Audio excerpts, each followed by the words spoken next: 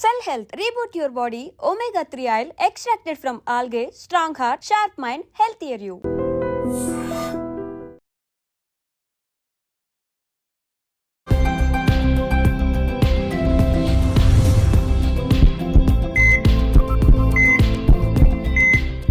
అందరికీ నమస్కారం. మన ఆయుర్వేదం ప్రోగ్రామ్‌కి అందరికీ స్వాగతం. సో, కీళ్ళ నొప్పుల విషయానికొస్తే చాలామంది పెద్దవాళ్ళలో చాలా ఎక్కువగా కనిపిస్తుంటుంది.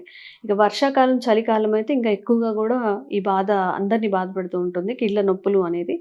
సో, ఈరోజు మనం ట్రెడిషనల్ హీలర్ ఇంకా హెర్బలిస్ట్ ఆంజనేయరాజు గారితో ఉన్నాము. కీళ్ళ నొప్పులకి ఒక మంచి పరిష్కారాన్ని అడిగి తెలుసుకుందాం. నమస్కారం సార్. నమస్కారం అమ్మా. సార్, కీళ్ళ నొప్పులు అంటే ఈ జాయింట్ పెయిన్స్ కానీ ఇవన్నీ కానీ ఒకప్పుడు పెద్దవాళ్ళలో ఎక్కువగా ఉండేవి. అవునండి. ఇప్పుడు 40 ఇయర్స్ లో కూడా కీళ్ళ నొప్పులు ఈవెన్ పెద్దవాళ్ళంటే 80-90 దాటాక అమ్మా. 80-90 దాటాక ఇప్పుడు 25 నుంచే ఇప్పుడు 25 నుంచే కూర్చొని లేవడానికి కూడా అవునండి. ఇబ్బంది పడే సిచ్యువేషన్ లో మన యంగ్ జనరేషన్ ఉన్నారు. సో ఆహా. వాళ్ళందరి కోసం మీరు ఏం చెప్తారు? మోడర్న్ జనరేషన్ అమ్మా. Modern young generation generation. కాదు, మోడర్న్ జనరేషన్. అంత మోడర్న్ అయిపోయింది కదా, అందుకు వ్యాధులు కూడా మోడర్న్ గా అయిపోయినాయి అనమాట. ఈ కీళ్ళ నొప్పులు అనేది సాధారణంగా వాత వ్యాధులు అంటారమ్మా. ఆయుర్వేదంలో అయితే ఏమంటారంటే దీన్ని వాత వ్యాధులు అంటారు. వాటిని కీళ్ళ వ్యాధులు అంటే మనం రొమటాయిడ్ ఆర్థరైటిస్ అని కూడా అంటాం. రొమటాయిడ్ ఆర్థరైటిస్ని ఆయుర్వేదంలో ఏమంటారంటే కీళ్ళవాతం అంటారు. మాకు కీళ్ళవాతం వచ్చిందండి అని చెప్తూ ఉంటారు. ఇప్పటికీ మాకు వచ్చిన ఫోన్లో పల్లెటూరుల నుంచి అయితే వాళ్ళు కీళ్ళవాతం అని చెప్పారంటే ఆర్ఏ ఫ్యాక్టర్ అంటే రొమటాయిడ్ ఆర్థరైటిస్ ఉందని అర్థం అమ్మ. ఇక్కడ మనం ఇవాళ మోడర్న్ సైన్స్ ప్రకారం అయితే ఆర్ఏ ఫ్యాక్టర్ ఈఎస్ఆర్ అని ఉంటుందమ్మా. ఈ రెండు మనం చూసుకోవాలి. ఈ రెండు చూసుకున్నప్పుడు అలాగే ఆటో ఇమ్యూన్ ప్రాబ్లం ఉందా లేదా అని తెలుసుకోవడానికి ఈ రెండు సిగ్నల్స్ కాకుండా కొన్ని యాంటీటీపీఓ యాంటీబాడీస్ అనే టెస్ట్లు కూడా చేయించుకోవచ్చండి. చేయించుకుంటే వాళ్ళ బాడీలో అనేక రకాల ఆటో ఇమ్యూన్ ఉంటాయమ్మా. అది కీళ్ళవాతానికి సంబంధించిన ఆటో ఇమ్యూన్ ఏమవుతుందనేది తెలుసుకుంటే సిరియాక్టివ్ ప్రోటీన్ అని ఇలాగ కొన్ని రీడింగుల ద్వారా ఏమవుతుందంటే వీళ్ళకి ఏ జబ్బులు ఉన్నాయనేది డాక్టర్లు నిర్ణయించి మెడిసిన్ ఇస్తూ ఉంటారండి. ఆయుర్వేద శాస్త్రంలో అయితే దీంట్లో ఏమవుతుందంటే 80 రకాల కీళ్ళ వ్యాధులు అని 84 రకాలని రకరకాలుగా ఉంటుందమ్మా. ఇందులో ఒక విచిత్రాలు కూడా ఉంటాయమ్మా. ఓన్లీ ఫింగర్స్కి వచ్చి కూడా ఉంటాయి. అలాగే నేను ఒక 15 ఇయర్స్ బ్యాక్ ఒక అమ్మాయికి ట్రీట్ చేశా. అర్ధముఖ వాతం అని ఉంటుందమ్మా. కరెక్ట్గా మీరు స్కేల్ తోటి ఇలా గీత గీసినట్టు ఎంత విచిత్రం అంటే అది అసలు లైన్ కూడా అంత స్ట్రైట్గా ఉండదేమో. ఈ పక్క సన్నబడిపోతుందమ్మా, ఈ పక్క సన్నబడిపోతుంది. అర్ధముఖ వాతం అంటాం. ఇలాగా అనేక రకాలు. ఇప్పుడు సయాటికా అంటున్నాం కదండి, అది గృద్రపి వాతం అని ఇంకో రకరకాల వాతాలు, రకరకాల పేర్లు ఉన్నాయండి అందులో.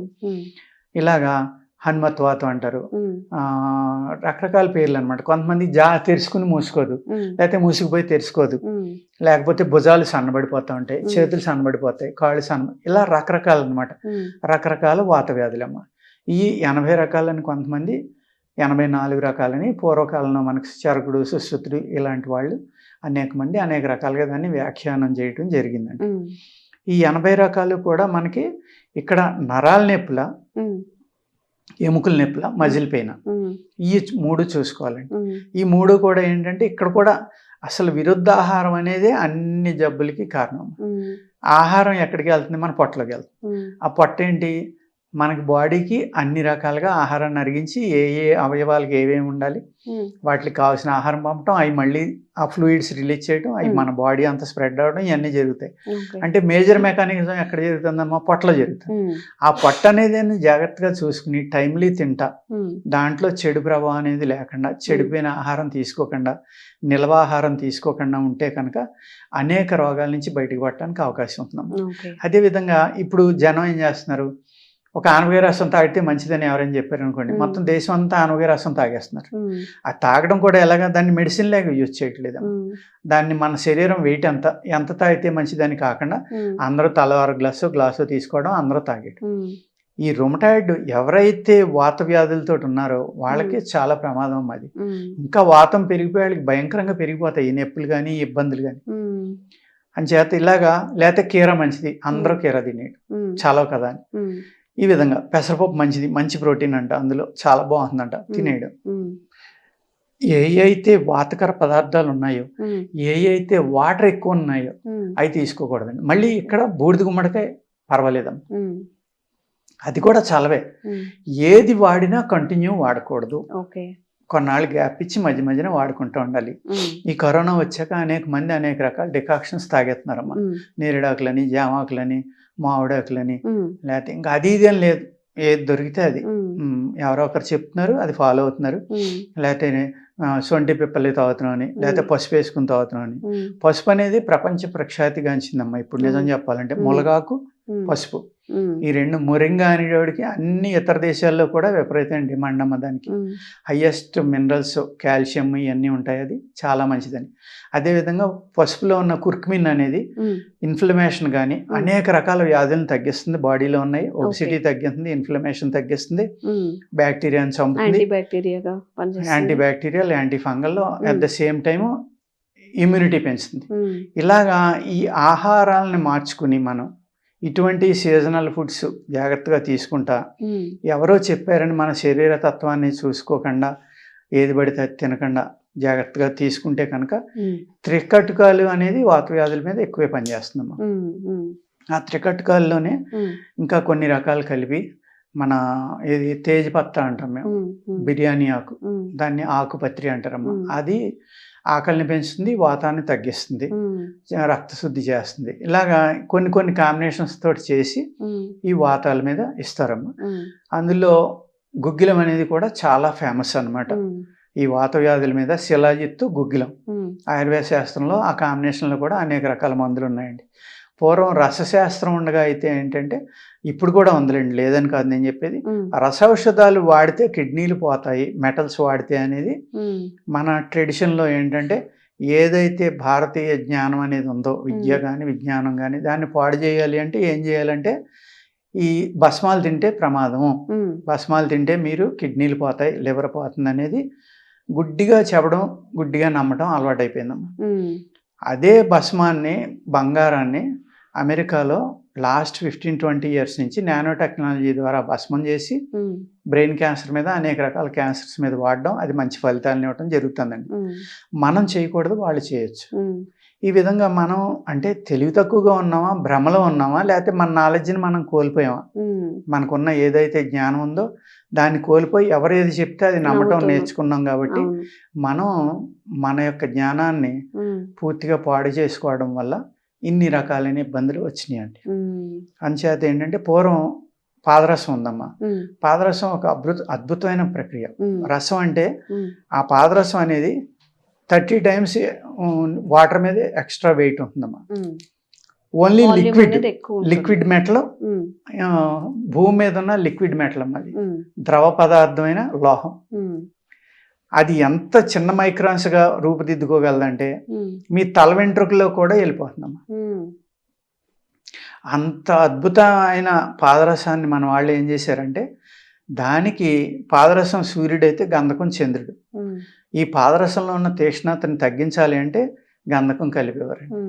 అలాగే ఈ పాదరసం లెడ్ తోటి కలిపి ఉంటుంది కాబట్టి అది తీసుకుంటే చనిపోతారు. కాబట్టి ఆ లెడ్ని కొన్ని మూలికల ద్వారా వేరు చేసి ఈ పాదరసాన్ని 99.9% శుద్ధి చేసి అప్పుడు దాన్ని భస్మంగా చేసి ఇప్పుడు నానో టెక్నాలజీ ద్వారా చేస్తే ఎంత చిన్న పార్టికల్స్ అవుతాయో అంతకంటే చిన్న పార్టికల్స్ని మన వాళ్ళు ఈ అయితే మూలికలు ఉన్నాయో వాటితోటి కలిపి నూరి దాన్ని పుట్టం వేసమ్మ అంత చిన్న పార్టికల్స్ చేయగలిగారు. మా గురువు గారు రాజమండ్రిలో ఉండేవారు అనమా, పొన్నాడు శ్రీరామూర్తి గారిని. పాదరసం అంటే నీళ్ల మీద 30 రెట్లు ఎక్కువ బరువు అని చెప్తున్నా, ఐరన్ కన్నా చాలా ఎక్కువ రెట్లు బరువు. అయినా సరే ఆయన చేసిన భస్మం ఇలా చిటుకుడు నీళ్ల మీద వేస్తే తేలిదమ్మా, ములిగేది కాదు. అంటే ఎంత చిన్న పార్టికల్స్ అయితే అది. అంటే మన కిడ్నీలో నెఫ్రాన్స్ అని ఉంటాయమ్మా. నాకు దాని మీద అంత నాలెడ్జ్ లేదు కానీ 10 లక్షల నెఫ్రాన్స్ ఉంటాయని చెప్తారు. అంటే ఇంత కిడ్నీలో అన్ని లక్షలు ఉన్నాయంటే ఎంత చిన్నవి ఉంటాయి చూడండి. వాటికి అడ్డం పడితే ఏమవుతుంది, ఈ మెటల్స్ లాంటి కిడ్నీలు పాడవుతాయి. వాళ్ళు చెప్పింది కూడా తప్పు కాదు, కానీ అంత అద్భుతమైన టెక్నాలజీ మన భారతదేశంలో ఆయుర్వేద వైద్యులు చేయగలిగేవారు.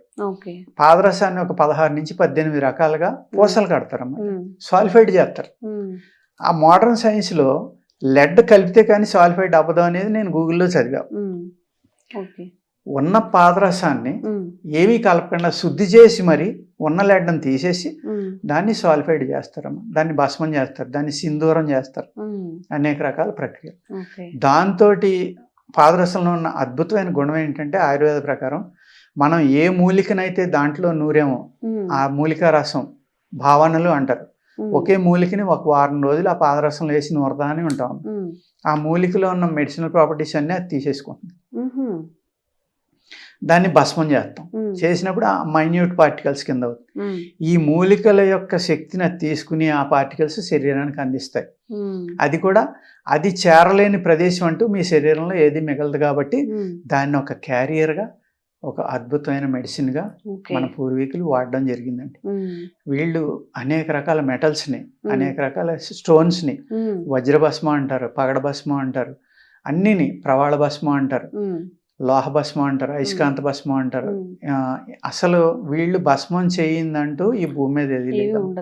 మెటల్స్, స్టోన్స్ కూడా చేసి వాటిని అనేక రకాల మూలికలతో కలిపి ఇవ్వడం వల్ల మన శరీరంలో ఏ ఏ భస్మాలు అయితే మనం అంటున్నామో అవన్నీ కూడా న్యాచురల్గానే మన శరీరంలో ఉంటాయమ్మా. యోగశాస్త్ర ప్రకారం అయితే సూక్ష్మ బ్రహ్మాండం అంటాం మన శరీరాన్ని. అంటే ఈ సృష్టిలో ఏదైతే ఉందో ఆ సృష్టిలో ఉన్న అన్నీ కూడా మన శరీరంలో ఉంటాయి అని అర్థం. అక్కడ మన బాడీలో లేని ఇక్కడ బయట ఉండవు, బయట లేని మన బాడీలో ఉండవు. అందుకే సూక్ష్మ బ్రహ్మాండం అన్నారు. దీనికి ఒక కథ కూడా చెప్పారమ్మా. కృష్ణుడు మట్టి తిన్నాడని యశోద చెవు పట్టుకుంటే నోరు ఆవలించి బ్రహ్మాండాన్ని చూపిస్తాడు. అంటే సృష్టి అంతా నాలోనే ఉంది అని. అదే విధంగా ప్రతి మనిషిలోనే ఉంటున్నాను, అది చూపించడం చదవాలి. అలాగా అక్కడ దాని అర్థం ఏంటంటే, నేను అర్థం చేసుకున్నది ఏంటంటే ఈ సృష్టి అంతా మనలోనే ఉంది కాబట్టి అన్ని మెటల్స్, అన్ని లోహాలు కానీ, అన్ని విషాలు కానీ, అన్ని వైరస్లు కానీ బాడీలోనే ఉంటాయమ్మా. కొత్తగా బయట నుంచి వచ్చే ఏమి ఉండవు. అవి రూపాంతరం చెంది రకరకాల జబ్బులుగా రావచ్చు తప్ప మన బాడీలో 1,80,000 వైరస్లు ఉంటాయని ఒక అమెరికన్ సైంటిస్ట్ చెప్పాడు. 1,80,000 2 లక్షలని కొంతమంది అంటారు, రకరకాలుగా చెప్తారమ్మా. అది మనం ఏంటంటే యూట్యూబ్లో చూసి మనం చెప్పి తప్ప అది నిజం అవుతుంది అనేది జస్ట్ మనం ఇక్కడ సంభాషించుకోవడానికి మట్టుకే. అందుచేత ఈ కీళ్ల నొప్పులకి గుగ్గిలం అనేది ఎక్కువ వాడమ్మా. గుగ్గిలంతో ఆయిల్స్ చేస్తారు. అందులో మహిషాక్షి గుగ్గిలం అనేది ఎక్కువ బాగా నొప్పులు తగ్గిస్తుందమ్మా. అదే మన మామూలుగా రత్నపురి గుగ్గిలం అని ఉంటుంది, అది ఏమో రక్తశుద్ధికి బాగా పనిచేస్తుంది. ఇలాగా అక్కడ ఉన్న పేషెంట్ని బట్టి, ఆయన శరీర తత్వాన్ని బట్టి ఇది వాడాలా అది వాడాలా అని అనేక రకాలుగా చేసుకున్నామా. ఎముకల నొప్పులకి అయితే ఆ గుగ్గిలం శుద్ధి చేసుకుని జాగ్రత్తగా ఆవు పాలు ఆవిరి మీద శుద్ధి చేస్తారు, ఉడకబెట్టి శుద్ధి చేస్తారు. చేసిన దాంట్లో బెల్లం కలిపి మాత్ర కట్టిస్తారు. లేకపోతే ఇప్పుడు మైసాక్షి గుగ్గిలం ఉందనుకోండి, అది ఆయిల్లో కలిపి మిక్సీ చేసుకుని బాగా నూరుకుంటే కొన్ని రోజుల పాటు ఈ గుగ్గిలంలో ఉన్న శక్తి అంతా తీసుకుంటుంది. ఆయిల్ రాసుకుంటే మీకు నొప్పులు చాలా చక్కగా తగ్గుతాయి. అదేవిధంగా ఇప్పుడు మెత్త రసంతో చేస్తారు. లేకపోతే అనేక రకాల మూలికలమ్మా ఈ నొప్పులు తగ్గించడానికి ఏమున్నాయి, ఆ మూలికల యొక్క రసాలతోటి, ఆ మూలికల యొక్క విత్తనాలతోటి కానీ, ఆకుతోటి కానీ, తొక్కతోటి అంటే బార్క్ అంటాం కదమ్మా, తాట అంటాం, ఆ తాటతోటి కానీ అనేక రకాల కాంబినేషన్స్ తోటి ఈ వాత వ్యాధులు తగ్గించడానికి చాలా రకాలైన ఉన్నాయమ్మా ఫార్ములాస్. అంటే 80 రకాల వాత వ్యాధులు ఉన్నాయని మీకు మన పూర్వీకులు చెప్పగలిగినప్పుడు ఒక్కొక్క దానికి 5 తయారు చేసిన 400 రకాల మందులు ఉంటాయమ్మా వాత వ్యాధులు తగ్గించడానికి. ఇందులోనే ఈ వాత వ్యాధుల్లోయే రొమటాయిడ్ ఆర్థరైటిస్, ఆస్టియోపోరోసిస్, ఇవన్నీ కూడా మళ్ళీ ఆటో ఇమ్యూన్లోకి వస్తాయి. అవి కూడా తగ్గించుకోవచ్చు అండి. ఆయుర్వేదంలో చక్కని మందులు ఉన్నాయి ఉపశమనం కోసం కానీ, తగ్గించుకోవడానికి కానీ. కానీ ఆహారం చాలా చక్కగా పాటించాలమ్మా. ఎవరైతే వాత వ్యాధులు ఉంటాయో వాళ్ళు పెసరపప్పు, ఆనపకాయ, దోసకాయ ఇలాంటివి తక్కువ తింటాం. అలాగే చింతపండు, కొత్తగా వచ్చిన చింతపండు, చింతకాయలు, గుమ్మడికాయ, వంకాయ, గోంగూర ఇలాంటివి తినబోవటం, ఇలాగ కొన్ని జాగ్రత్తలు తీసుకుంటే న్యాచురల్గానే కొంత ఉపశమనం వస్తుందండి. వాటికి సపోర్ట్గా ఈ మెడిసిన్స్ కనుక తీసుకుంటే చక్కగా 90% పైన ఫలితాలు వచ్చి ఉపశమనం రావడానికి చక్కని అవకాశం ఉందండి. ఓకే. సో కీళ్ళ నొప్పులతో బాధపడే వాళ్ళు ఎవరైనా సరే సార్ చెప్పిన ఈ ప్రికాషన్స్ అనేవి పాటించండి. Food habits and life style చేంజెస్తో కూడా మనం వాటన్నిటి కూడా దూరం చేసుకోవచ్చు అని చెప్తున్నారు. మరి ఇంకొన్ని వీడియోస్ మీకు అవేర్నెస్ కల్పించేలాగా చేస్తూనే ఉంటాము. Thank you sir. నమస్కారం. Sir, one life lesson what medicine has taught you. Whatever you can do without expecting. But I really believe మన పాజిటివ్ యాటిట్యూడ్ ఉంటేనే మనం ఏదైనా సాధించగలం. గట్ ని మనం కరెక్ట్ గా డీల్ చేసినట్లయితే అది మనకి పాజిటివ్ హార్మోన్స్ ని రిలీజ్ చేస్తుంది. షుగర్ వచ్చిన వాళ్ళ పరిస్థితి ఏంటి? పొట్ట దగ్గర పెరిగితే దాన్ని ఆండ్రాయిడ్ అంటారు, ఆండ్రాయిడ్ ఫోన్ కదా. అసలు థాట్స్ ఎందుకు వస్తాయి? బ్రెయిన్ డెడ్ అంటే దానికి ప్రపంచం అంతా కూడా కొన్ని నిర్దిష్టమైనటువంటి లక్షణాలు ఉంటాయి. మానసికంగా ధైర్యంగా ఉంటే క్యాన్సర్ జయించవచ్చు. You are a doctor for a cause sir, అంతే. వాళ్ళకి వచ్చిన ఆదాయం కాకుండా ఫ్రీ సర్వీస్ ఎంతమందికో చేస్తుంది.